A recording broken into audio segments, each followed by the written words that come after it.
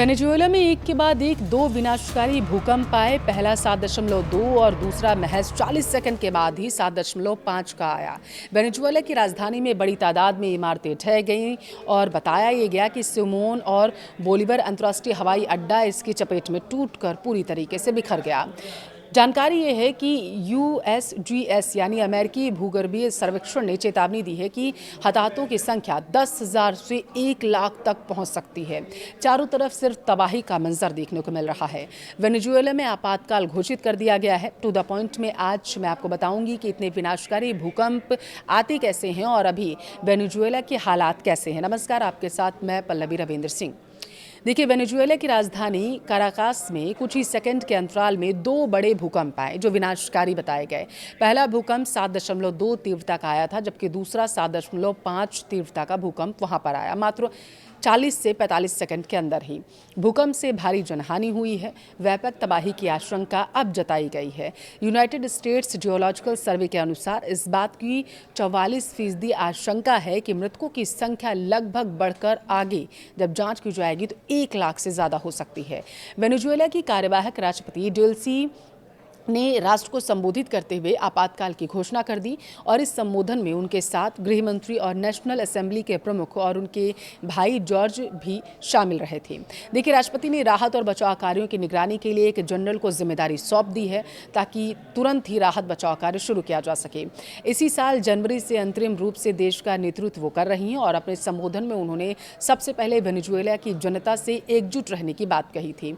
उन्होंने भूकंप में अपने प्रियजनों को खोने वाले लोगों के प्रति संवेदना भी व्यक्त की थी। हालांकि मृतकों की संख्या उन्होंने नहीं बताई थी उस समय, और उसके बाद जब रिपोर्ट आई है तो ये दावा किया जा रहा है कि संख्या 10,000 से ज़्यादा हो सकती है और ये 1 लाख तक पहुंच सकती है।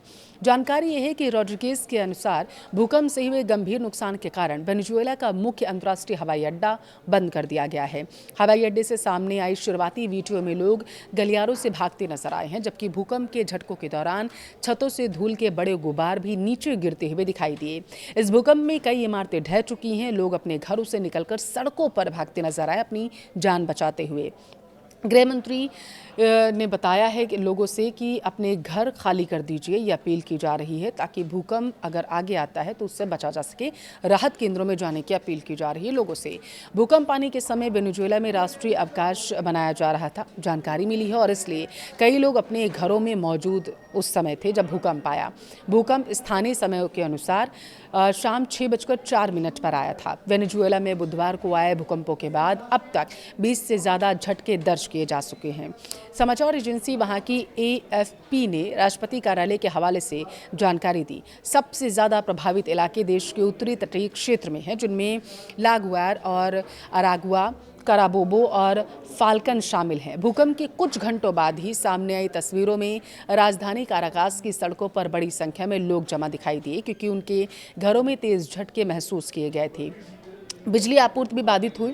कुछ लोग अपने भाई बहनों और पालतू जानवरों को गले लगाकर भागते हुए नजर आए। राहत कर्मी मलबे में फंसे लोगों की तलाश लगातार कर रहे हैं।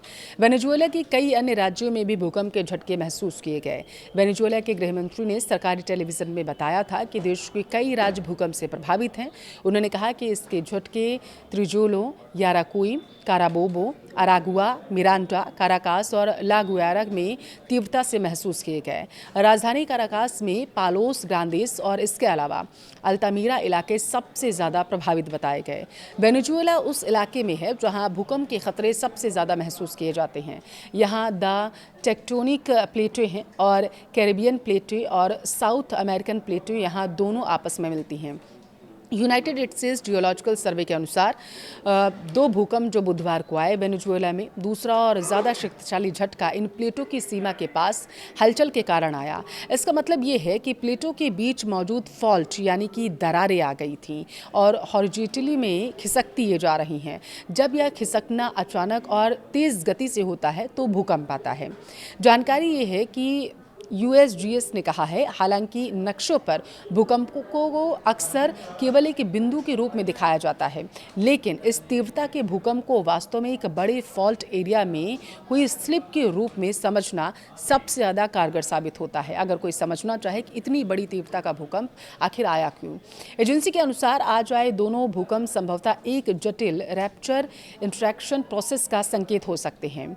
यूएसजीएस ने यह भी चेतावनी दी है कि आगे भी इस तरीके के झटके आ सकते हैं, इसलिए लोग सतर्क रहें, जिनमें कुछ झटके काफ़ी तेज़ भी हो सकते हैं। इसलिए वेनेजुएला के लोगों को अभी सतर्क रहने की सलाह दी गई है।